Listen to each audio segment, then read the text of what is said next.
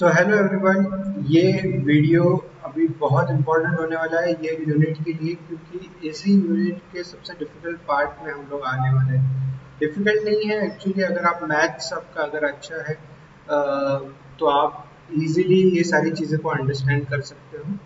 लेकिन मैं जितना आपके लिए सिंपल कर पाऊँगा उतना करें, लेकिन मैं चाहता हूँ कि आप हर एक जो क्वेश्चन रहेगा, हर एक टॉपिक रहेगा, आप इस वीडियो में थोड़ा सा पॉज होके देखिए, खुद सॉल्व करके देखिए मैथ्स, और फिर उसके जो कंक्लूजन्स आते हैं उनको नोट डाउन कीजिए। ओके, ये वीडियो थोड़ा सा लेंथी होगा, 30 मिनट से ज़्यादा रहेगा, लेकिन मैं चाहता हूँ कि हम जितने भी एप्लीकेशंस हैं श्रोडिंगर इक्वेशंस के वो इसी वीडियोज में कवर करें। ठीक है, तो स्टार्ट करने से पहले मैं थोड़ी सी बेसिक बैकग्राउंड देना चाहता हूँ। एग्जैक्टली जो क्वांटम मैकेनिक्स है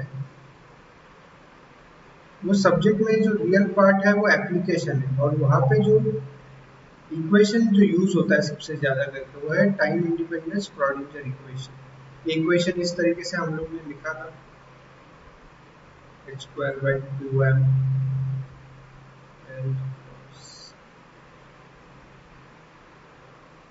psi plus b psi equal to e। Okay, तो हम लोग ने इस तरीके से लिखा था, जहाँ पे ये साई जो है वो वेव फंक्शन को रिप्रेजेंट करता है, और m वो पार्टिकल का मास है, v वो पोटेंशियल है, जिस पोटेंशियल में पोटेंशियल को एक्सपीरियंस कर रहा है वो पार्टिकल जिस एरिया में है। फॉर एग्जांपल अभी मैं हूँ इस बिल्डिंग में, तो बिल्डिंग में मैं ग्रेविटेशनल पोटेंशियल के अंडर हूँ एक पर्टिकुलर हाइट पे। ओके, तो वो है, तो हर एक ऑब्जेक्ट भी, पार्टिकल भी किसी एटम के, किसी न्यूक्लियस के, किसी और इलेक्ट्रॉन के किसी न किसी इन्फ्लुएंस में रहता है, उसको हम लोग वोल्टेज से डिफाइन करते हैं, या फिर वोल्टेज नहीं, सॉरी, पोटेंशियल एनर्जी से डिफाइन करते हैं, और ई है वो पार्टिकल की टोटल एनर्जी। ओके, तो इसी इक्वेशंस को हम लोग अलग अलग वीज के वी के साथ सॉल्व करेंगे। लेकिन सॉल्व करते वक्त इम्पॉर्टेंट चीज़ क्या है कि रीजन्स रहते हैं सॉल्व करते समय। अगर हम लोग ये पूरा एक एक्स एक्सिस को देखेंगे तो हम लोग का जो पोटेंशियल रहेगा वो एक पर्टिकुलर एरिया में जिस तरीके का है, फॉर एग्जांपल ये है x1 टू x2, या फिर ये x3 या x4, तो हम लोग अलग अलग रीजन्स में अलग अलग वेव फंक्शन का सॉल्यूशन कंसिडर करेंगे। ओके, क्योंकि जैसे पोटेंशियल बदलता है उसका वेव फंक्शन का सॉल्यूशन भी बदलता है, और यहाँ पे ही एक्चुअल में क्वांटम मैकेनिक्स की जो रियल एप्लीकेशन है वो यहाँ पे बाहर आती है। हम लोग मोस्ट ऑफ द टाइम जो कंसिडर करते हैं चीज़ें जो रियल में हो सकती है, हम लोग को इंट्यूटिवली लगता है कि ऐसा नहीं होगा, ऐसा हो सकता है, वहाँ पे क्वांटम मैकेनिक्स थोड़ा सा एक्स्ट्रा कुछ तो टर्म्स लेके आता है, एक्स्ट्रा कुछ तो नॉलेज हम लोग को लेके आता है, तो वो हम लोग देखेंगे एक एक करके। अभी मैं आपको कुछ एग्जांपल देना चाहता हूँ जो आपको ध्यान में रखने के हैं कि ये जो श्रोडिंगर इक्वेशन है इसके सॉल्यूशंस किस तरह प्रकार के रहते हैं। देखो, वेव फंक्शन है तो हम लोग ने वेल डिफाइंड वेव फंक्शन के प्रॉपर्टीज को डिफाइन किया है। तो कभी कभी ऐसा हो सकता है कि एनर्जी वोल्टेज से बड़ी है, और कभी कभी ऐसा हो सकता है कि वो पार्टिकल की एनर्जी जो पोटेंशियल एनर्जी है उससे कम हो। ये दोनों कंडीशन पॉसिबल है। ओके, तो ऐसी कंडीशन में क्या होता है कि एक ऑब्जेक्ट की अगर पोटेंशियल एनर्जी कम, टोटल एनर्जी वो उस पोटेंशियल से कम है, ओके, तो वो उस रीजन में उसको क्लासिकली नॉट अलाउड रीजन कहेंगे, डिपेंडिंग ऑन कि अब फॉर एग्जांपल हम लोग देखेंगे आगे, तो अलाउड रीजन है, नॉट अलाउड रीजन है, उसके वजह से जो सॉल्यूशन निकलता है इसके ऊपर उसके कुछ फॉर्म्स रहते हैं, मैं आपको दिखाना चाहता हूँ। Okay, most of the time जो हम लोग सॉल्यूशन निकालते हैं उसका फॉर्म इस तरीके का रहता है, a into e raise to i k x plus b minus i k x. अभी ये प्लस और माइनस क्यों लिखा मैंने, क्योंकि आपको ये ध्यान में रखने का है कि वेव अगर पॉजिटिव डायरेक्शन में भी जा सकती है तो हम लोग इसको ये पकड़ते हैं, और अगर नेगेटिव डायरेक्शन में भी जा सकती है तो इसको हम लोग ये टर्म पकड़ेंगे। तो हर रीजन में ये पॉसिबल नहीं होगा, इसलिए हम लोग कुछ रीजन्स में ही ये कंसिडर करेंगे। कुछ रीजन्स में स्ट्रिक्टली आपको पता है कि एक ही डायरेक्शन में जाएंगे तो हम लोग दूसरा टर्म कंसिडर नहीं करेंगे। ओके, कुछ रीजन में क्या होता है, कुछ रीजन में क्लासिकली अलाउड नहीं रहता है। जैसे समझो कि दीवार है, दीवार के अंदर नहीं जा सकता पार्टिकल, तो उस टाइम पे जो k की वैल्यू है वो रियल हो जाती है, कॉम्प्लेक्स हो जाती है। तो उस टाइम पे हम लोग इस तरीके का सॉल्यूशन भी एक्सपेक्ट कर सकते हैं। ओके, जहाँ पे इसको तो एक्सपोनेंशियल डीके देखने को मिलता है वहाँ पे, ये हम लोग देखेंगे सारी चीजें जैसे हम लोग प्रॉब्लम सॉल्व करेंगे। लेकिन ये ध्यान में रखना कि अगर इस तरीके का सॉल्यूशन रहेगा तो इसको ये भी लिख सकते हैं हम लोग कॉस और साइन के टर्म्स में।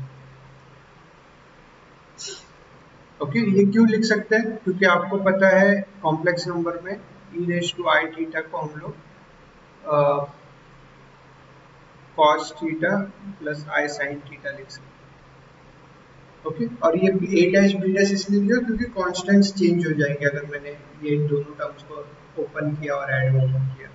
ओके, तो कुछ इस प्रकार के ही सॉल्यूशंस आपको देखने को मिलेंगे। और हम लोग एक और चीज जो इस्तेमाल करते हैं वो है बाउंड्रीज कंडीशन, क्योंकि हर एक पोटेंशियल की एक बाउंड्री रहती है। फॉर एग्जांपल एक दीवार है तो वो दीवार एक बाउंड्री को रिप्रेजेंट करती है, तो वो बाउंड्री के बाहर कुछ नहीं जाएगा, या फिर बाउंड्री किस प्रकार की बाउंड्री है उसके ऊपर डिपेंड करता है। लेकिन अपना इम्पॉर्टेंट क्वांटम मैकेनिक्स का रूल क्या है कि वेव फंक्शन अगर ये बाउंड्री है at x equal to a, तो अपना जो वेव फंक्शन है वो इस साइड वाला जो वेव फंक्शन है, फॉर एग्जांपल इसको साई1 लिखते हैं, साई2 लिखते हैं, ये दोनों साइड वाले हैं बाउंड्रीज के, ये क्या है बाउंड्री। तो जो वेव फंक्शन एट a है, wave function 1 at a should be equal to wave function at a, मतलब ये दोनों साइड के जो वेव फंक्शन है वो a के पॉइंट पे सेम होने चाहिए, ये बाउंड्री कंडीशंस है। ओके, क्योंकि हम लोगों ने देखा था कि कंटिन्यूस होना चाहिए, ऐसा नहीं कि ब्रेक है यहाँ पे और फिर दूसरा वेव फंक्शन स्टार्ट होता है। और दूसरी कंडीशन क्या है कि इसका फर्स्ट डेरिवेटिव मतलब विद रिस्पेक्ट टू x अगर डेरिवेट करेंगे at point x equal to a, ये भी कंटिन्यूस होना चाहिए इन दोनों वेव फंक्शंस का। ओके, तो ये कुछ बाउंड्री कंडीशंस है। अगर हम जब प्रॉब्लम सॉल्व करेंगे तब आपको क्लियरली ये सारी चीजें पता चल जाएगी। लेकिन इस प्रकार की ही चीजें रहती है, आपको स्क्रॉडिंजर इक्वेशन लिखना रहता है, जो पोटेंशियल एनर्जी है उसको डिफाइन करना रहता है, उसकी बाउंड्रीज को डिफाइन करना रहता है, उसका सॉल्यूशन निकालना रहता है, और सॉल्यूशन में जो कांस्टेंट्स आते हैं जैसे a b यहाँ पे लिखे हैं, वो कांस्टेंट्स को फिगर आउट करना रहता है बाय यूजिंग बाउंड्री कंडीशन। एक बार हो गया तो आपको जो भी कंक्लूजन ड्रॉ करने के आप वो ड्रॉ कर सकते हैं। ठीक है, तो हम लोग एक एक प्रॉब्लम्स देखेंगे अभी क्विकली। तो सबसे पहले फ्री पार्टिकल। फ्री पार्टिकल में क्या है कि वो पार्टिकल जा रहा है x डायरेक्शन में समझो, और कोई पोटेंशियल नहीं है उसको रोकने के लिए। ओके, तो वो फ्रीली जा रहा है, उसको फ्री पार्टिकल कहेंगे, जहाँ पे v की वैल्यू हो गई 0। ओके, तो यहाँ पे भी वैसे ही दिया है, तो v की वैल्यू 0 होती है तो स्क्रॉडिंजर इक्वेशन इस प्रकार चेंज हो जाता है, जो हम लोग ने टाइम इंडिपेंडेंट स्क्रॉडिंजर इक्वेशन देखा। इसके टर्म्स को अगर रीअरेंज करेंगे तो हम लोग को इस प्रकार का क्वेश्चन मिलेगा, जहाँ पे 2m/h क्रॉस से मल्टीप्लाई किया दोनों साइड को और ये टर्म को उस साइड लिया। फिर हम लोग चाहे तो h क्रॉस की वैल्यू सब्स्टिट्यूट कर सकते हैं या फिर ना करेंगे तो भी चलेगा। यहाँ पे k स्क्वायर यूज करेंगे। देखो यहाँ पे k की वैल्यू, ये k किस प्रकार लिखा है, देखो यहाँ से ध्यान से देखो, जो वैल्यू लिखी थी यहाँ पे 2me/h क्रॉस स्क्वायर, इसकी वैल्यू को हम लोग k स्क्वायर लिखते हैं। ओके, ये बहुत इंपॉर्टेंट। और ये क्यों इस तरह के लिखा हम लोग ने, देखो हम लोग को पता है कि मोमेंटम जो है वो हम लोग इसको mv भी लिख सकते हैं, या फिर हम लोग इसको h क्रॉस k भी लिख सकते हैं, क्योंकि हम लोग को पता है v की वैल्यू क्या रहती है, लैम्बडा टाइम्स म्यू और फिर हम लोग इसको चेंज कर सकते हैं, पोटेंशियल को हम लोग इसको 2 पाई से डिवाइड और मल्टीप्लाई कर सकते हैं ऐसे। और फिर यहाँ पे क्या आ जाएगा, फिर ये आ जाएगा 1/k, क्योंकि k की वैल्यू क्या रहती है हमेशा 2 पाई बाय लैम्डा, और 2 पाई इसको ओमेगा लिख सकते हैं हम लोग। ओके, और क्या क्या लिख सकते हो,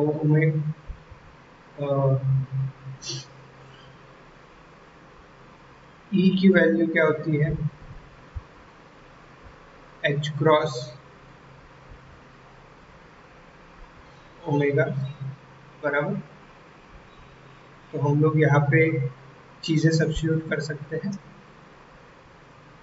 और इस प्रकार का के इक्वेशन निकाल सकते हैं। ओके, लेकिन सिंपल ध्यान में रखो, आपको इतना ही हम लोग को ध्यान में क्या रखने का है कि P की वैल्यू हम लोग h क्रॉस k लिख सकते हैं। ओके, तो E की वैल्यू क्या हो जाएगी, p स्क्वायर बाय 2m, और अगर h स्क्वायर है तो h cross square k square upon 2m हो जाएगी, और ये हम लोग सब्स्टिट्यूट करेंगे। ठीक है, तो इस प्रकार हम लोग ये चीजें लिख सकते हैं। यहाँ पे 8 वगैरह आया है, इसका मतलब वो उन्होंने h क्रॉस के जगह पे h की वैल्यू h क्रॉस की value h by 2 pi substitute किया और फिर आ गई। तो यहाँ पे इंपॉर्टेंट चीज क्या आती है कि ये तो k की वैल्यू हो गई, as a particle may be anywhere in the space and does not bound within the limits, cannot be solved by general। तो ये जनरल इक्वेशन जो है वो हम लोग सॉल्व नहीं कर सकते, लेकिन सिंपल सॉल्यूशन अगर मैं कहूँगा तो इसका इस प्रकार का ही सॉल्यूशन रहेगा जो हम लोग ने स्टार्टिंग में देखा था, आई के एक्स माइनस आई ओमेगा टी, जो हम लोग ने स्टार्टिंग में देखा था फ्री पार्टिकल का। ये गैस है, और ये इंपॉर्टेंट चीज क्या है कि ये सिंगल वेवलेंथ को रिप्रेजेंट करता है, लेकिन एक्चुअल में फ्री पार्टिकल किस प्रकार से ट्रैवल करेगा कि उसकी वेव पैकेट रहेगी, तो बहुत सारे ऐसे वेव्स की समेशन हम लोग को करनी पड़ेगी, और इसको फिर हम लोग इस तरीके से वेव पैकेट को। ठीक है, इसका एक इम्पॉर्टेंट चीज क्या है आपको ध्यान में रखने का है कि एक कोई भी सॉल्यूशन आता है फ्री पार्टिकल का, तो हम लोग उसको सिंगल इसमें भी लिख सकते हैं, या फिर उसको हम लोग वेव पैकेट के फॉर्म में भी लिख सकते हैं। लेकिन इसके ऊपर आपको कोई क्वेश्चन ज़्यादा नहीं आएगा, आपको बस इतना ही पता रहना चाहिए कि फ्री पार्टिकल की एनर्जी के टर्म में इस प्रकार लिखती है, और उसकी एनर्जी क्वांटाइज नहीं रहती। ओके, ये बहुत इंपॉर्टेंट है, कोई भी लिमिटेशंस नहीं रहती। क्वांटाइज मतलब क्या है, एक पर्टिकुलर वैल्यू डिस्क्रीट वैल्यू है स्पेसिफिक, जो मेजर करके एक नंबर सिंगल बाहर आएगा, ऐसी वैल्यू नहीं है, वो मिक्स मैचेस प्रोबेबिलिटीज की। ओके, और बाउंड्री नहीं है, कोई भी एनर्जी कैरी कर सकती है, ये भी अभी ये एक इम्पॉर्टेंट सबसे इम्पॉर्टेंट इसलिए टॉपिक है, इसके ऊपर आपको बहुत सारे क्वेश्चंस आते हैं आपके एग्जाम में, और ये मैं स्टेप बाय स्टेप आपको एक्सप्लेन करूंगा, ध्यान से सुनना। सर सबसे पहले क्या है कि पोटेंशियल किस प्रकार दिया गया है, पोटेंशियल वेल इसको बोला जाता है, इनफाइनाइट स्क्वायर वेल। और इनफाइनाइट इसलिए क्योंकि ये एरिया जो है 0 और a है, ये समझो x एक्सिस है, ये 0 और a के बीच में पोटेंशियल की वैल्यू 0 है। ओके, 0 टू a में, और बाकी सब जगह पे इनफाइनाइट है। मतलब क्या है कि यहाँ पे पूरा जो वेव है पोटेंशियल की वैल्यू है इनफाइनाइट, मतलब ऐसा समझो इतना ज्यादा पोटेंशियल है कि कोई भी पार्टिकल इस एरिया में नहीं जा सकता, ये area classically not allowed reason बन जाता है। ठीक है, तो पोटेंशियल हम लोग ने डिफाइन कर लिया, मतलब हम लोग को अगर स्क्रॉडिंजर इक्वेशन सॉल्व करने का, तो हम लोग को बस इसी एरिया में सॉल्व करने की जरूरत है, बाकी के एरिया में पार्टिकल की एग्जिस्टेंस होना बहुत मुश्किल है। तो हम लोग इसका सॉल्यूशन अगर निकालने को जाएंगे, तो इस एरिया में क्या है, पोटेंशियल की वैल्यू होती है v इज इक्वल टू 0। तो स्क्रॉडिंजर इक्वेशन किस प्रकार दिखेगा आपको, h cross square by 2m, v की वैल्यू 0 हो जाती है तो e लैम्बडा। ओके, ई शायद देखने को मिलेगा। अभी हम लोग ने टर्म्स रीअरेंज जैसे प्रीवियसली किए थे वैसे ही टर्म्स रीअरेंज करेंगे, तो आपको आता है माइनस के स्क्वायर साइन। ओके, और के की वैल्यू क्या है, के की value square root of 2m e upon h cross square. Okay, तो ये हो गया k की वैल्यू। अभी इसी प्रकार के इक्वेशन को सॉल्यूशन हम लोग दे सकते हैं। सॉल्यूशन इसका कैसे आता है, जैसे मैंने बताया, अगर k हम लोग अगर देखते हैं कि यहाँ पे माइनस साइन अगर रहेगा ना, तो हम लोग नेमी उसको i k x या फिर माइनस i k x, अभी प्लस और माइनस इसलिए क्यों, क्योंकि पार्टिकल पॉजिटिव डायरेक्शन में भी ट्रेवल कर सकता है और दीवार को पोटेंशियल के दीवार के इम्पैक्ट करके वापस भी आ सकता है, दोनों डायरेक्शन में जा सकता है। और इसको जैसे मैंने पहले ही कहा कि हम लोग इसको a sin x k x और b cos k x के फॉर्म में लिख सकते हैं। ओके, तो ये हो गया सॉल्यूशन। अभी ये पूरा सॉल्यूशन है क्या, नहीं, इसमें a और b अभी भी हम लोग को फाइंड आउट करने के, तो हम लोग बाउंड्री कंडीशन देखेंगे। बाउंड्री कंडीशन क्या कहता है कि जो बाउंड्री है psi इक्वल टू 0, ये 0 है वैल्यू, यहाँ पे पोटेंशियल की वैल्यू क्या आनी चाहिए, 0 आनी चाहिए, बराबर। क्योंकि इसके बाहर वेव फंक्शन जाएगा नहीं, तो वेव फंक्शन की वैल्यू 0 होनी चाहिए यहाँ पे बाउंड्री पे। और वैसे ही psi at a should be 0, मतलब वेव फंक्शन 0 होना चाहिए। क्यों होना चाहिए, क्योंकि देखो उस साइड पे पोटेंशियल इनफाइनाइट है, तो पार्टिकल उस साइड जाना, उसकी दीवार की तरह उसको दिखेगा, तो पॉसिबिलिटी बहुत कम है, तो उसको 0 हम लोग लिखते हैं। तो अगर ये अप्लाई करेंगे इस सॉल्यूशन में, तो हम लोग को क्या देखने को मिलेगा कि देखो 0 x की जगह 0 सब्स्टिट्यूट कर दो, तो a ऑफ साइन, अगर साइन का 0 अगर सब्स्टिट्यूट करोगे तो क्या आता है, साइन ऑफ 0 इज 0, तो a ये मल्टीप्लाई 0 इंटू a 0, तो ये 0 हो जाएगा टर्म। और फिर b की वैल्यू यहाँ पे cos ऑफ 0 इज 1, तो b बाकी रह जाएगा, इसका मतलब b की वैल्यू हो गई 0। ठीक है, b की वैल्यू 0 हो गई, मतलब ये टर्म किसी काम का नहीं, हम लोग का सॉल्यूशन फिर इस प्रकार दिखेगा। ओके, अभी और हम लोग को गेस करने का है a की वैल्यू एट a, अगर a सब्स्टिट्यूट करते तो भी साइन की वैल्यू 0 हो जाती है, वेव फंक्शन की वैल्यू 0 हो जाती है। अगर इसमें a सब्स्टिट्यूट करूंगा मैं, तो कैपिटल A साइन के a आ जाता है कुछ। ओके, अगर ये कांस्टेंट a है तो मुझे साइन के a की वैल्यू 0 आती है। अभी साइन का फंक्शन कब 0 होता है, साइन का फंक्शन 0 होता है जब भी वो के ए जो एंगल है साइन थीटा की वैल्यू वो n पाई हो जाती है। ओके, तो k is equal to n pi हम लोग लेते हैं, n पाई, n की वैल्यू 0 हो सकती है, 1 हो सकती है, 2 हो सकती है, साइन का फंक्शन हमेशा पाई के मल्टीपल्स पे 0 हो जाता है। So k is equal to n pi लिखेंगे, जिसका मतलब हम लोग k equal to n pi by a लिख सकते हैं। ठीक है, और ये बहुत इंपॉर्टेंट है, यहाँ पे मैंने स्टार भी करके रखा है, क्योंकि यहाँ से ही फिर जो एनर्जी है हम लोग की क्वांटाइज हो जाती है। क्वांटाइज हो जाती है मतलब क्या है, क्योंकि हम लोग को k की वैल्यू ये पता है is equal to 2mE/²। Okay, तो इसको भी हम लोग मॉडिफाई कर सकते हैं, मैं आपको नेक्स्ट पेज पे दिखा रहा हूँ। ओके, तो k की वैल्यू क्या है, k की वैल्यू आ गई हम लोग को n पाई बाय a। हम लोग ने प्रीवियसली लिखा था k is equal to square root of 2me/h cross square. तो इसका मतलब हम लोग ये टर्म्स को अगर स्क्वायर करेंगे इस टर्म को, तो आता है k square is equal to 2me/h cross square.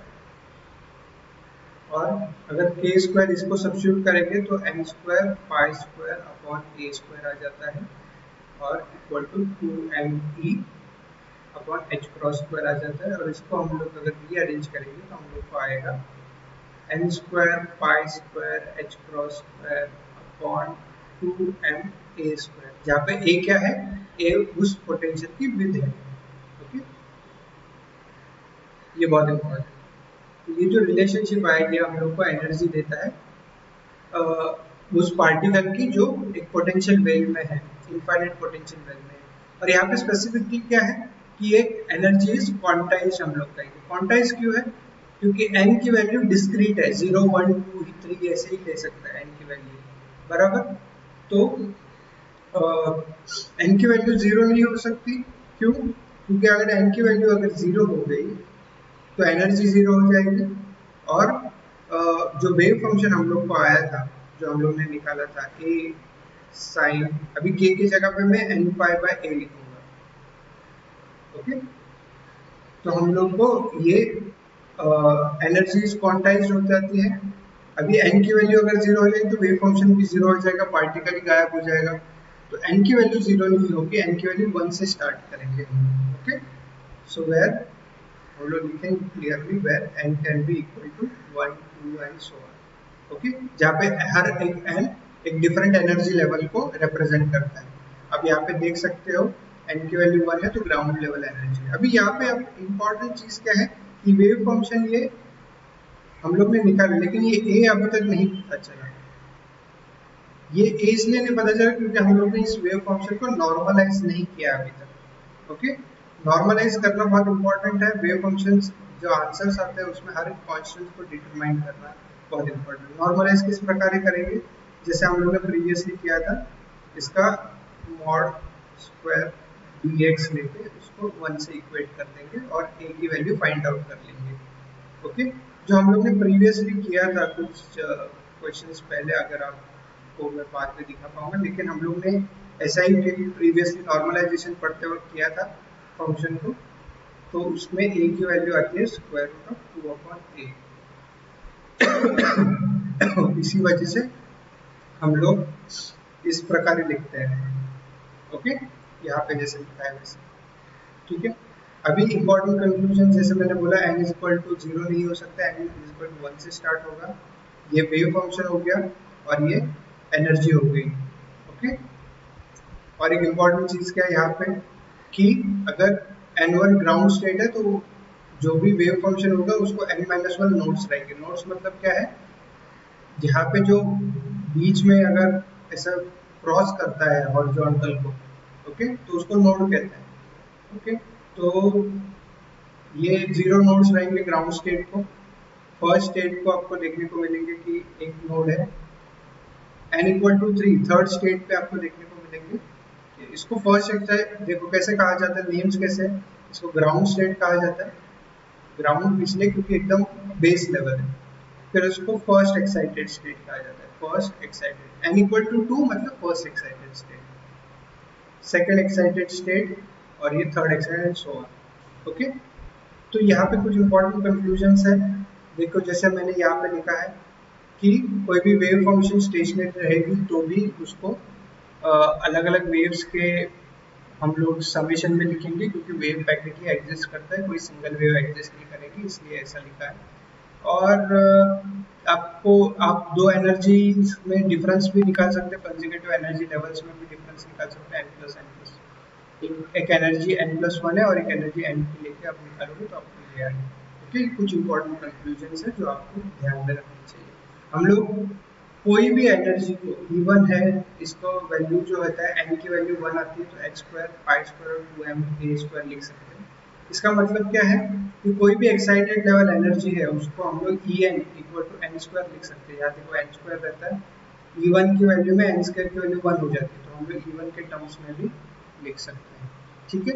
ये कुछ इंपॉर्टेंट कंक्लूजन्स है। अगर आपको मैथमेटिक्स समझ में आ गया तो आप फिर जो भी कंक्लूजन्स आए उनके बारे में लिख सकते हो, और ऐसे हम लोग नोट्स वगैरह के बारे में भी लिखेंगे, बहुत इंपॉर्टेंट है, ठीक है। अभी नेक्स्ट हम लोग देखेंगे पोटेंशियल वेल्थ। ये थोड़ा सा ध्यानपूर्वक सुनिए क्योंकि इसमें हम लोग एक लेवल अप जाएंगे, ओके। इसमें पोटेंशियल कैसा दिया गया है, इसमें पोटेंशियल ऐसा दिया गया है कि पोटेंशियल 0 है, एक 0 टू a के रीजन में, ये एक्स एक्सिस पकड़ लो, और उसके बाद ये पोटेंशियल V0 हो जाता है, मतलब ये पूरा इस साइड और राइट साइड पे V0 है, 0 के इस साइड पे पूरा V0 है। मतलब V0 क्या है, एक पोटेंशियल की वैल्यू है, पकड़ ले, हाइट है उसकी, ओके। तो ये जो है हाइट V0 है। देखो ये ग्राफ जो निकाल रहे हैं ना हम लोग, इसमें एक्स एक्सिस पे एक्स एक्सिस पे तो पोजीशन है, लेकिन वर्टिकल एक्सिस पे हम लोग पोटेंशियल प्लॉट करते हैं। ओके, और तीन पॉसिबल एनर्जीज हो सकती है। एक तो एनर्जी ऐसी हो सकती है, पार्टिकल की एनर्जी पोटेंशियल हाइट से बहुत ज्यादा है, इस कंडीशन को हम लोग E ग्रेटर देन V कहेंगे। इस लेवल पे भी हो सकती है जहाँ पे E इक्वल टू V हो सकती है, या फिर इस रीजन में भी बोल सकते हैं जहाँ पे E की वैल्यू V से कम है। हम लोग तीनों रीजन के लिए जो श्रोडिंगर इक्वेशन है वो सॉल्व कर सकते हैं, लेकिन प्रॉब्लम क्या है, अभी हम लोग को इस सिलेबस में खाली E लेस देन V के बारे में ही जानना इनफ माना गया है। तो हम लोग इस इम्पोर्टेंट केस यही है, तो हम लोग इसको ध्यान से देखेंगे, और इसका एक बार ये समझ में आ गया आपको इसका मैथ, तो आपको डेफिनेटली होगा। अभी ये क्यों कहाँ पे यूज होता है आपको देखने को मिलेगा। क्वांटम बैरियर भी कहते हैं इसको। रियल वर्ल्ड में हम लोग इस तरीके के वेल्स हम लोग को देखने को मिलता है। कोई भी फॉर एग्जांपल कोई पार्टिकल है, इलेक्ट्रॉन है, उसको एक जगह पे हम लोग को रोकने का है, तो उसको इलेक्ट्रिसिटी और मैग्नेटिज्म के पोटेंशियल ऐसा क्रिएट किया जाता है कि वो इलेक्ट्रॉन यहाँ से किसी भी एरिया से एक्सेप्ट क्या बोलते हैं बाहर ना निकल पाए। ओके, तो ऐसे भी कंडीशंस रहते हैं जहाँ पे हम लोग वेल्स का इस्तेमाल करते हैं। ये तो 1D है, लेकिन रियल वर्ल्ड में हम लोग ऑब्वियसली 3D वेल्स का इस्तेमाल करेंगे। और ऐसे वेल्स का एक और इम्पोर्टेंट है कि हम लोग आगे जाके यूनिट 4 में क्रॉनिक पेनी मॉडल सीखेंगे, तो उसमें भी वेल्स वगैरह देखने को मिलेंगे। अभी इसके ऊपर ध्यान देते हैं। इसमें हम लोग एक ही कंडीशन के ऊपर फोकस करेंगे, जब एनर्जी की वैल्यू पोटेंशियल से कम है। तो ये पूरा ऐसा हम लोग जैसे समझो कि ऐसा एक लाइन ड्रॉ कर दी मैंने, इसमें E is less than V। Okay, मतलब पार्टिकल की एनर्जी ये पोटेंशियल के हाइट से कम है, E is less than V not. अभी तीन पॉसिबल रीजन्स हैं, एक तो ये रीजन है, ये दूसरा रीजन है, और ये तीसरा रीजन है। ऐसे तीन रीजन्स में हम लोग को श्रोडिंगर इक्वेशंस को सॉल्व करने का है।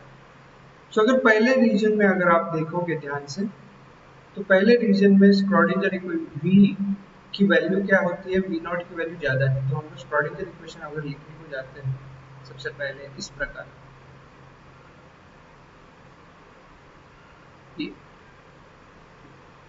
ओके, और ये कांस्टेंट है तो V नॉट है बराबर,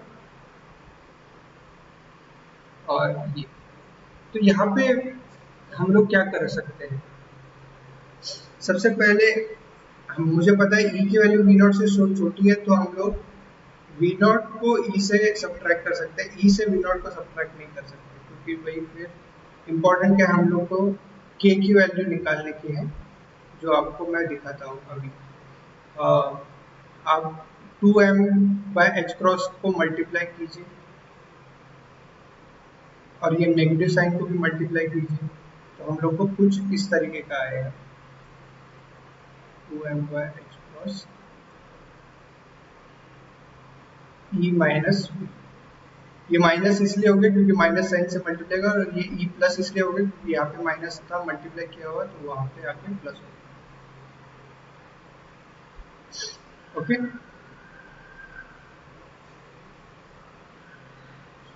सो अगर आपको यहाँ पे देखने को मिलता है कि यहाँ पे प्लस साइन है, लेकिन E और V, E छोटा है V से बराबर, तो यहाँ पे माइनस साइन आएगी, और हम लोग इसको इस प्रकार लिख सकते V नॉट। ओके, और एक इम्पॉर्टेंट चीज क्या है, यहाँ पे इस वैल्यू को हम लोग पूरा k स्क्वायर सब्स्टिट्यूट कर सकते हैं। आप इसको k1 भी लिख सकते हैं, या फिर बीटा भी लिख सकते हैं, आपके ऊपर है। सो आप मैं इसके ऊपर यहाँ पे क्वेश्चन जो सॉल्व किया वहाँ पे इसकी वैल्यू बीटा दी गई है। ओके, तो हम लोग बीटा यूज करेंगे, तो beta square lambda equal to beta की वैल्यू ये होगी बीटा स्क्वायर। अभी जब भी ये माइनस साइन आती है तो सॉल्यूशन देखो किस प्रकार होता है। यहाँ पे जब हम लोग ने सॉल्व किया था, यहाँ पे प्लस साइन थी, मतलब ये टर्म अगर इस साइड जाएंगे तो यहाँ पे प्लस साइन आएगी के स्क्वायर के सामने, मतलब इस प्रकार इक्वेशन लिखेंगे समथिंग लाइक दिस, के स्क्वायर साइन इक्वल टू 0। बराबर।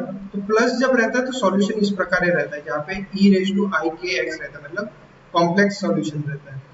लेकिन जब अगर हम लोग को माइनस साइन मिल रही है यहाँ पे, तो हम लोग को सॉल्यूशन जो रहता है वो रियल सॉल्यूशन मिलता है, जहाँ पे हम लोग इसको a के एक्स प्लस बी माइनस के एक्स ऐसा लिख सकते हैं। और यहाँ पे k नहीं है बिल्कुल, यहाँ पे बीटा है, तो हम लोग बीटा का इस्तेमाल करेंगे, beta x plus b e raise to minus beta x.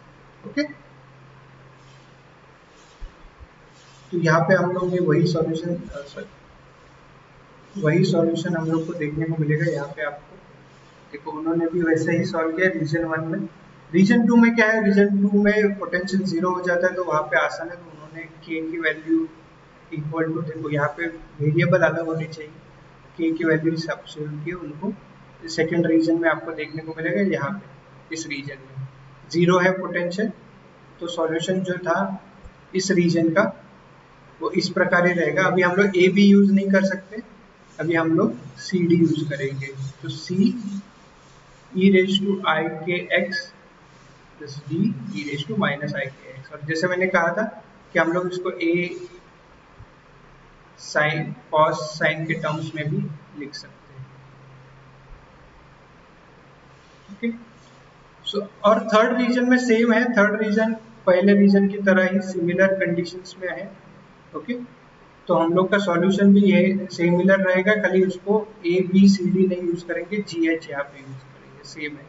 Okay, तो सॉल्यूशन का अगर सेट देखेंगे तो इस प्रकार का सॉल्यूशन आपको देखने को मिलेगा। यहाँ पे बीटा ही यूज किया थर्ड इसमें, क्योंकि बीटा की वैल्यू सेम है 2me, ये दोनों रीजन में 2me v not minus e।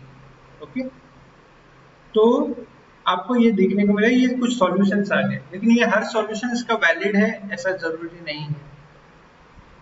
देखो पोटेंशियल वेल इस प्रकार का है। ओके, सो पार्टिकल अगर इस रीजन में है, ओके, तो आपको देखने को मिलेगा यहाँ पे कि x की वैल्यू नेगेटिव, अगर पॉजिटिव है क्योंकि ये एक्सपोनेंशियल फंक्शन, अगर एक्सपोनेंशियल फंक्शन का कैसा रहता है वैल्यू, एक्सपोनेंशियल फंक्शन में आपको देखने को मिलेगा अगर e रेज टू इन्फिनिटी है तो वो इनफाइनिटी हो जाएगा, बराबर। e raise to minus infinity है अगर, तो वो जीरो के पास चला जाएगा, बराबर। तो इस रीजन में देखो यहाँ पे क्या लिखा है कि ये जो फर्स्ट सॉल्यूशन है इसमें अगर नेगेटिव इन्फिनिटी की तरफ जाएगी, इस ये अगर एक्स एक्सिस है आपको देखने को मिलेगा, यहाँ पे नेगेटिव इन्फिनिटी है, बराबर, इस डायरेक्शन में, और यहाँ पे इस डायरेक्शन में पॉजिटिव इन्फिनिटी। अगर नेगेटिव इन्फिनिटी की डायरेक्शन में जाएंगे इस डायरेक्शन में, तो x की वैल्यू नेगेटिव इन्फिनिटी जब हम लोग चूज करेंगे, तब ये जो टर्म है बीटा एक्स वो जीरो होना वो इन्फिनिटी होना चालू होता है। हम लोग को पता है कि हम लोग का वेव फंक्शन हमेशा फाइनाइट रहता है, बराबर। तो ये जो टर्म है, ये टर्म हम लोग चूज नहीं करेंगे, नेगेटिव डायरेक्शन में नहीं जाएगा। ओके, क्यों नहीं जाएगा, सिंपल, जैसे मैंने कहा नेगेटिव इन्फिनिटी की डायरेक्शन में अगर सब्स्टिट्यूट करते हैं इसमें x की वैल्यू माइनस इन्फिनिटी सब्स्टिट्यूट करते हैं, e raise to beta minus infinity, ऐसा करेंगे तो हम लोग को क्या मिलेगा, हम लोग को मिलेगा ई रेज टू प्लस इन्फिनिटी, और ये प्लस इन्फिनिटी क्या हो जाता है, इन्फिनिटी। ओके, इस कंडीशन में ये जीरो हो जाता है, इसलिए ये वैलिड हो जाता है। तो यहाँ पे क्या हो गया, मैं e raise to minus beta infinity minus डाला ना इन्फिनिटी, तो ये हो जाता है, और फिर इसकी वैल्यू जीरो की तरफ, तो ये वैलिड हो गया, इसको इनवैलिड कर दिया हम लोग ने। ओके,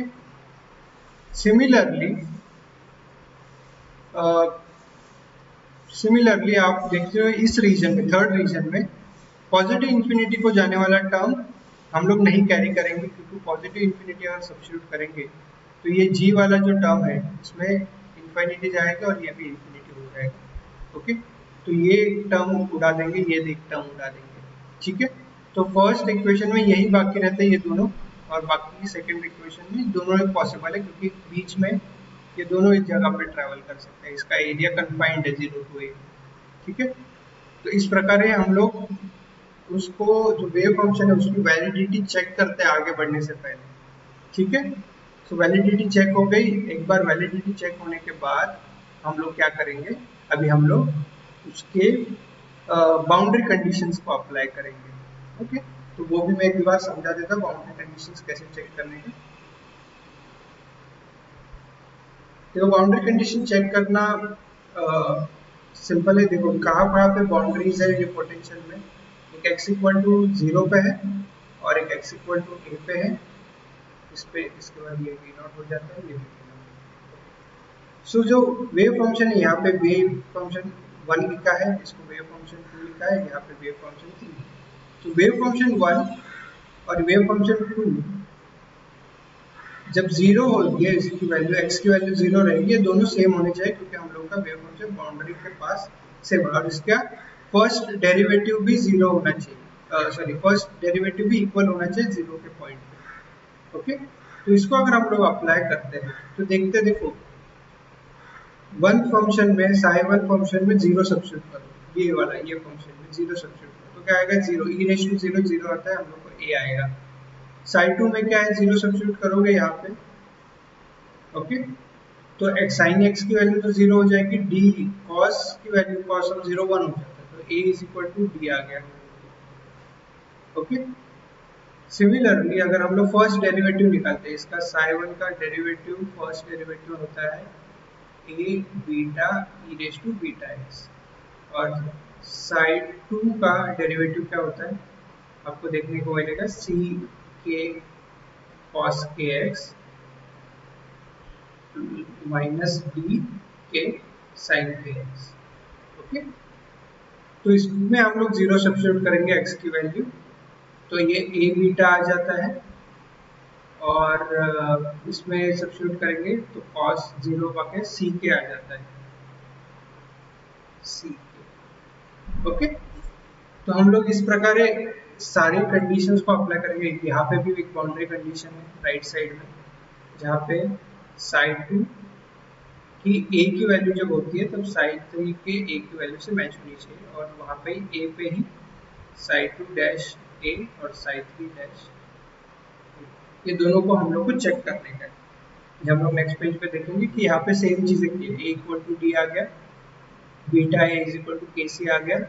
ऐसे ही हम लोग साई2 और साई3 के कंडीशंस को चेक करते हैं तो हम लोग को कुछ इस प्रकार इक्वेशंस आते हैं। हम लोग को फिर क्या करने का है, जो भी जितने भी कॉन्स्टेंट्स है उनको एलिमिनेट करने का, और बीटा और के हम लोग को पता है, तो बीटा और के टर्म्स में हम लोग उसको लेके आएंगे। ओके, तो यहाँ पे थोड़ी सी टर्म्स को रीअरेंजमेंट किया है, डिवाइड किया है। ये मैथमेटिक्स को आप स्टेप बाय स्टेप इसमें जाइए, कोई भी स्टेप मुश्किल नहीं है, क्लियरली एक्सप्लेन किया गया है क्या सब्स्टिट्यूट किया है, इसका मोटिव क्या है। ए और बी सी डी ये सारे जितने भी कॉन्स्टेंट्स हैं उनको एलिमिनेट करके कोई इक्वेशन ए और के और बीटा के टर्म्स में लेके आए। तो ये थोड़ा सा मैथमेटिकल पार्ट है, थोड़ा सा सॉल्व करने का पड़ता है, और फिर सिमिलरली सारी चीजें सब्स्टिट्यूट करके अल्टीमेटली आपको ये इक्वेशन आएगा, ये दो इक्वेशंस आएंगे, ये क्वाड्रेटिक इक्वेशन सॉल्व करना। ओके, ये मैथमेटिक्स हम लोग कभी भी स्लोली स्टेप बाय स्टेप जा सकते हैं, लेकिन आपको इतना ध्यान देने की जरूरत नहीं क्योंकि आपको ये फाइनाइट पोटेंशियल वेल का डेरिवेशन कभी आएगा नहीं। ओके, तो आपको बस उसका रिजल्ट्स को याद रखने का है, ये ध्यान में रखना। ओके, सो दो पॉसिबिलिटीज है यहाँ पे, जो क्वाड्रेटिक इक्वेशन के जैसे दो सॉल्यूशंस रहते हैं, यहाँ पे दो सॉल्यूशंस हैं। k tan kb equal to beta आता है और k cot kb equal to minus beta आता है, ये दो इक्वेशंस हो गए। These equations cannot be valid simultaneously because if we eliminate beta between them, we can get that this tan square equal to -1, जो कभी पॉसिबल नहीं है। ओके, साइमल्टेनियसली दोनों कंडीशन सेटिस्फाई नहीं होगी, उसमें से एक ही होगा। ओके, सो हम लोग पहले कंसिडर करते हैं कि k tan kb। अभी यहाँ पे आप सोचो b क्या है, तो b उन्होंने क्या विड्थ ऑफ द पोटेंशियल देखा है। ओके, 2b हम लोग ने कंसिडर किया, हम लोग ने स्टार्टिंग में a कंसिडर किया था। ओके, लेकिन सिंप्लिसिटी के लिए उन्होंने विड्थ जो है वो 2b कंसिडर किया है, 2b की वैल्यू a के समान है, सिंपल। ओके, यहाँ पे फिर आपको देखने को मिला टर्म्स को थोड़ा सा रीअरेंज किया गया है, और इसको सॉल्व करने के लिए एक इम्पॉर्टेंट चीज क्या है, उन्होंने सब्स्टिट्यूशन यूज किया है। हम लोग को पता है कि बीटा की वैल्यू क्या है, फिर हम लोग को पता है के की वैल्यू क्या है। तो इसी इक्वेशन में हम लोग ने दो वेरिएबल्स को नए इंट्रोड्यूस किया है, एक नीटा और ये ईटा और नीटा है। ओके, इसको ईटा कहते हैं और इसको नीटा कहते हैं। ठीक है, तो ईटा और नीटा को सब्स्टिट्यूट करने के बाद हम लोग को कुछ इस प्रकार का इक्वेशन आता है, जो है tan। ओके, अभी ये इक्वेशन है ना, इसको हम लोग नॉर्मल तरीके से सॉल्व नहीं कर सकते, इसको ग्राफिकली सॉल्व करना है। ग्राफिकली मतलब क्या है कि ये राइट साइड के फंक्शन को प्लॉट करेंगे एक बार, और फिर लेफ्ट साइड के फंक्शन को प्लॉट करेंगे एक बार। तो दोनों के जो फंक्शन प्लॉट करने के बाद जो पॉइंट्स मिलते हैं वो हम लोग को देखेंगे। देखो, हम लोग ने बीटा का वैल्यू निकाला, के का वैल्यू निकाली, ये दोनों की वैल्यूज को हम लोग ने स्क्वायर करके अगर ऐड करेंगे तो हम लोग को ये कुछ तो आता है। और फिर इम्पॉर्टेंट चीज क्या है आपको देखने को मिलेगी कि हम लोग इसकी वैल्यूज को सब्स्टिट्यूट करेंगे, तो के बी से, अगर बी से मल्टीप्लाई करेंगे बी स्क्वायर से, तो ये वैल्यू आती है। और ये बहुत इंपॉर्टेंट है, गामा। ये गामा क्या रिप्रेजेंट करता है, एक प्रकार है पोटेंशियल की कितनी डेप्थ है और विड्थ है। ओके, तो ये बहुत इंपॉर्टेंट, वॉल्यूम ऑफ पोटेंशियल ऐसा बोल सकते हैं एक प्रकार। वेल्थ की पोटेंशियल की डेप्थ कितनी है वेल्थ की, और विड्थ कितनी है, दोनों टर्म्स है। देखो ए बी क्या है, यहाँ पे बी लिखा गया है, लेकिन मैं आपको बताना चाहता हूँ बी इज सिमिलर टू ए। हम लोग ने क्वेश्चन ए से स्टार्ट किया था, इस सॉल्यूशन में उन्होंने बीच में ही ए के बी कर दिया, कोई चिंता नहीं, सेम ही है। ठीक है, और हम लोग का एक प्रकार का इक्वेशन आता है जो एक सर्कल के इक्वेशन की तरह है। ओके, जहाँ पे ये सर्कल का इक्वेशन कैसा रहता है, x square plus y square equal to r square. यहाँ पे आर एक रेडियस है। तो हम लोग ये जो ग्राफ है, ये जो ग्राफ है वो tan थीटा का ग्राफ है। tan थीटा का ग्राफ अगर आप देखोगे तो ऐसा रहता है, एक्स एक्सिस पे अगर आप देखोगे तो ऐसा रहता है। यहाँ पे π/2 है, यहाँ पे पाई है, तो tan का ग्राफ ऐसा रहता है। तो tan का ग्राफ है, यहाँ पे नीचे का पार्ट नहीं दिखाया गया, तो यहाँ पे ऐसा ही दिखा है, ये tan का पार्ट है। और फिर जो गामा है उसकी वैल्यूज के अलग अलग रेडियस उन्होंने निकाले। तो ये जो पॉइंट्स रहते हैं ये सॉल्यूशन है एक्चुअली। ओके, ये जो पॉइंट्स जहाँ पे इंटरसेक्शन कर रहे हैं वो सॉल्यूशन है। और सिमिलरली हम लोग जो दूसरा इक्वेशन था उसके साथ भी कर सकते, तो हम लोग को इस प्रकार के सॉल्यूशन आता है। आपको बस इतना ध्यान में रखने का है कि पोटेंशियल वेल में, फाइनाइट पोटेंशियल वेल में आपको ये यहाँ तक ये इक्वेशन समझ में आया, ये ग्राफिकली सॉल्यूशन कैसे निकाला है यहाँ तक समझ में आया है, तो आपने ऑलमोस्ट 90% सॉल्व कर दिया है। ओके, इसमें हम लोग क्या कर सकते हैं, इसमें एक और कंडीशन बोली जाती है कि अगर v नॉट की वैल्यू इन्फिनिटी ले लेते हैं तो क्या हम लोग को जो हम लोग फाइनाइट इनफाइनाइट पोटेंशियल वेल का रिजल्ट निकाला था उससे मैच करता है, तो आप उसको भी प्रूव कर सकते हैं। लेकिन ये स्पेशल केस हो गया, यहाँ तक ही आपका सॉल्यूशन है। ओके, स्पेशल केस को हम लोग नहीं देखेंगे। फिर यहाँ ये जो इफेक्ट है, ये कहाँ पे टनलिंग जो इफेक्ट है, ओके, वो कहाँ पे एक्सप्लेन किया जा सकता है। टनल इफेक्ट जो हम लोग अभी पढ़ेंगे, क्वांटम टनलिंग, ये एक नया इफेक्ट है। इसको हम लोग कहाँ पे देखेंगे, इसका एप्लीकेशन। इलेक्ट्रॉन अगर कोई मेटल सरफेस से बाहर आता है तो वो भी एक क्वांटम टनलिंग करके आता है। फिर अगर इंसुलेटर में इलेक्ट्रिकल ब्रेकडाउन होता है वो भी एक क्वांटम टनलिंग का इफेक्ट है। सेमीकंडक्टर्स है, स्विच है, बहुत सारे ऐसे एप्लीकेशन है जहाँ पे क्वांटम टनलिंग बहुत इंपॉर्टेंट रोल प्ले करती है। और इसका ही एक्सप्लेनेशन क्वांटम मैकेनिक्स ने दिया गया था, और ये सबसे इंपॉर्टेंट डिस्कवरी है क्वांटम मैकेनिक्स की, जिसमें क्वांटम टनलिंग फाइंड आउट किया था। What is quantum tunnelling? अगर पोटेंशियल ऐसा रहेगा, हम लोग ने अभी पोटेंशियल वेल देखा, अगर लेकिन उल्टा रहेगा, बाकी के रीजन में पोटेंशियल 0, लेकिन एक 0 to a के रीजन में पोटेंशियल की वैल्यू v नॉट। तो पार्टिकल की एनर्जी अगर कम रहेगी v नॉट से, तो हम लोग एक्सपेक्ट क्या करते हैं, नॉर्मल वर्ल्ड में अगर दीवार रहेगी तो एक बॉल टकरा के पीछे चली जाएगी। लेकिन क्वांटम इफेक्ट्स में ऐसा नहीं होता। क्वांटम में ऐसा होता है कि पॉसिबिलिटी है कि ये पार्टिकल इस विड्थ को पार कर जाए और फिर दूसरे साइड भी देखने को मिले। और ये कुछ फैक्टर्स के ऊपर डिपेंड करता है जो हम लोग आगे जाके क्वांटम टनलिंग में देखेंगे, लेकिन अभी के लिए इतना ही।